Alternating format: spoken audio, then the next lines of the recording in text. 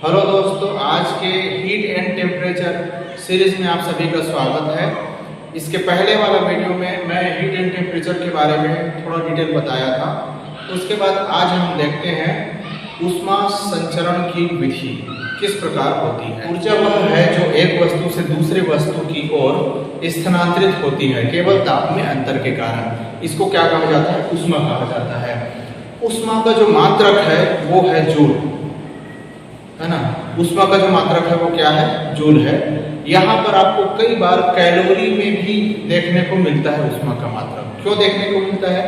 क्योंकि यहाँ पर ऊष्मा भी एक ऊर्जा का ही रूप है, इसलिए कैलोरी में देखने को मिलता है। अब आइए मैं बता देता हूँ आपको कैलोरी और जूल में क्या संबंध होता है। कैलोरी और जूल में आपका संबंध होता है, एक कैलोरी बराबर होता है 4.18 जूल।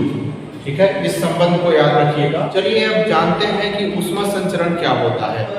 ऊष्मा संचरण वह है जिसमें केवल ताप में अंतर के कारण ऊष्मा जो है एक वस्तु से दूसरे वस्तु की ओर क्या हो जाती है? स्थानांतरित हो जाती है। ठीक है, तो यह क्या कहलाती है? ऊष्मा का संचरण कहलाता है। अब यहाँ पर हम देखते हैं ऊष्मा का जो संचरण है उसके लिए किसकी आवश्यकता होती है? माध्यम की आवश्यकता होती है। यहाँ पर याद रखिएगा कि ऊष्मा का जो संचरण है वो किस पर निर्भर करती है? माध्यम पर। यानी कि उस ऊष्मा संचरण के लिए माध्यम की आवश्यकता होती है। केवल और केवल विकिरण को छोड़ ऊष्मा संचरण की 3 विधियां हैं, है ना। इस तरह से 3 विधि आपको दिखाया गया है ऊष्मा संचरण की। कौन कौन सा? चालन, संवहन और विकिरण। आइए हम इस चालन, संवहन और विकिरण को ध्यान से समझते हैं। चालन क्या चीज है? जब हम किसी वस्तु को ऊष्मा देते हैं, ठोस वस्तु को हम ऊष्मा देते हैं, तो क्या होता है? वह वस्तु जो है गर्म हो जाती है।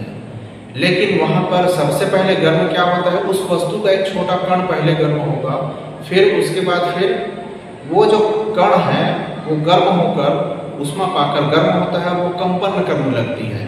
तो जैसे वो कंपन करने लगेगा तो वो अपने पास वाली कण को ऊष्मा को स्थानांतरित कर देगा बिना अपना स्थान छोड़े। तो यह प्रक्रिया क्या कहलाती है? ऊष्मा का चालन कहलाती है। अर्थात जब वस्तु के कण जो है अपना बिना स्थान छोड़े एक स्थान से दूसरे स्थान तक ऊष्मा का स्थानांतरण करती है तो वह चालन कहलाती है। यहाँ पर हम देखते हैं, जैसे कि आप चित्र के माध्यम से देख रहे हैं कि ऊष्मा का चालन किस प्रकार से होती है। यहाँ पर चालन द्वारा ऊष्मा के प्रवाह को ऊष्मीय चालकता कहा जाता है। और इसी ऊष्मीय चालकता के आधार पर वस्तुओं के 3 प्रकार होते हैं।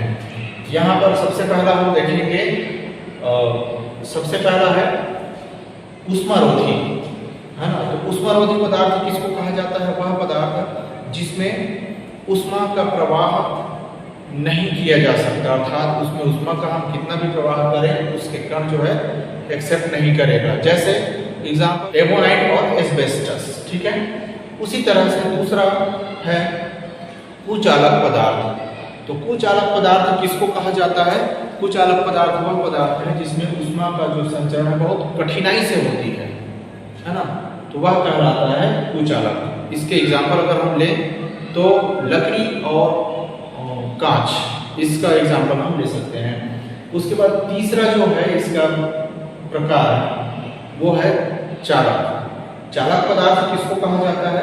वह पदार्थ है जिसको हम ऊष्मा देते हैं और वह पदार्थ उस ऊष्मा को ग्रहण करके एक स्थान से दूसरे स्थान तक अपने कण के माध्यम से उसको स्थानांतरित करती है ऊष्मा को। तो वो कहलाता है चालक, अर्थात आसानी से ऊष्मा का जो प्रवाह है उसमें होता है।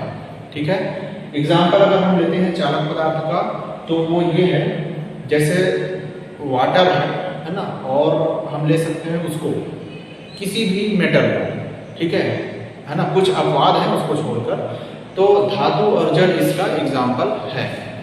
चलिए अब बात करते हैं संवहन। चित्र में संवहन को भली भांति प्रदर्शित किया गया है। जब पदार्थ के कण स्थानांतरित होकर ऊष्मा का प्रवाह करते हैं तब वह विधि क्या कहलाती है? संवहन कहलाती है। जैसे कि हम संवहन के द्वारा ही वायु यानी कि हवा और जल दोनों संवहन के द्वारा ही ऊष्मा का प्रवाह करते हैं। ठीक है, मैंने आपको उस पार्ट में हवा कैसे चलती है उस पार्ट में इस चीज को क्लियर करा दिया था कि संवहन किस तरह से होती है, संवहन धाराएं किस प्रकार से होती है। अगर आप नहीं देखे हैं उस वीडियो को तो आप नीचे डिस्क्रिप्शन में उसका लिंक दिया गया है, आप लोग जाकर देख सकते हैं। ऊष्मा जो है गर्म वस्तु से ठंडी वस्तु की ओर बिना किसी माध्यम के प्रवाहित होती है या फिर चलती है। ठीक है, जो ऊष्मा जो है बिना किसी माध्यम के प्रवाहित हो जाती है। ठीक है, मैंने आपको पहले ही बताया था कि क्या होता है, विकिरण में माध्यम की आवश्यकता नहीं होती है, लेकिन इसमें ऊष्मा का संचरण, जैसे प्रकाश एक सीधी रेखा में चलता है, तो प्रकाश जब सीधी रेखा में चलता है तो वह बिना माध्यम के ही, है ना, वो क्या कर देता है, गर्म कर देता है वायुमंडल। किसी एक वस्तु को आप ऊष्मा देते हैं तो मैंने आपको बताया था उसके द्रव्यमान पर निर्भर करती है ना, जितना अधिक ऊष्मा देंगे। तो यहाँ पर हम देखते हैं कि जब किसी वस्तु को ऊष्मा देते हैं तो वह सबसे पहले किस रंग की होती है, जितना अधिक ऊष्मा देते जाएंगे तो वह लाल रंग का होगा। उसके बाद उसको देते ही जाएंगे ऊष्मा तो वह पीले रंग में बदल जाती है। पीले रंग के बाद वह अत्यधिक ऊष्मा देने पर वह सफेद रंग की हो जाती है और फिर लास्ट में वह नीले रंग का हो जाता है। तो आशा करता हूँ कि ये जो आपका संचरण, ऊष्मा संचरण की विधि है वो समझ में आया होगा। अगर चैनल पर नए हैं तो हमारे चैनल को सब्सक्राइब जरूर करिएगा। धन्यवाद दोस्तों, जय हिंद।